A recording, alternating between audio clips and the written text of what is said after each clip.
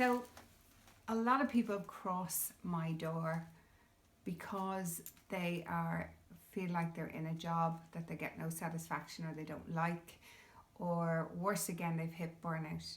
And I wanted to address the burnout issue a little bit, because when that goes too far with people, it can affect the nervous system. You can get very jumpy, you can get panic attacks, you can get anxiety, horrible sleep problems, eating problems. You can have, your eyesight can deteriorate, your hair can start to fall out. I mean, I know it sounds a bit drastic, but actually that's the extreme end of a burnout, and it takes at least 6 months to recover from that when you get to that stage.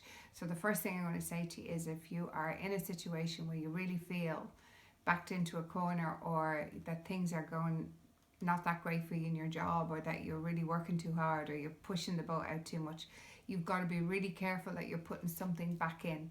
A bit like a bank account, you can't keep taking out and withdrawing all the time without putting something in.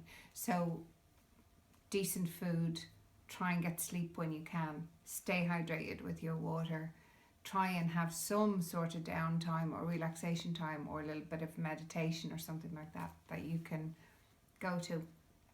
That's the short-term fix, and that's the management tools to help you deal with it at the moment. But the long-term thing is, what do you really want to achieve in your life? Where do you really want to be placed in terms of your jobs? Have you got the skills? Do you need to upskill?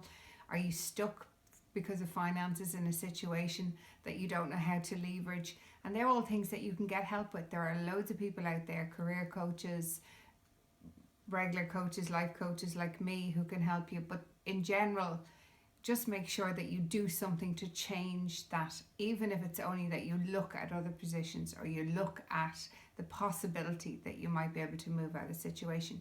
Because when you mentally feel trapped somewhere, it absolutely saps the energy and the life out of you, and there's nothing worse, because of the amount of time that we spend in a working situation. If not everyone is as lucky to really love what they do, but for a lot of people, they like it and it's tolerable, and the wages at the end of the month makes it even more tolerable, and that's okay. But it's just when you're in that place of extremes where you're really pushing the boat out, and too many hours or too little pay, and really backed into a corner, it's so bad for your mental health. And I would say to you now to really think long and hard about talking to somebody about that, and getting yourself some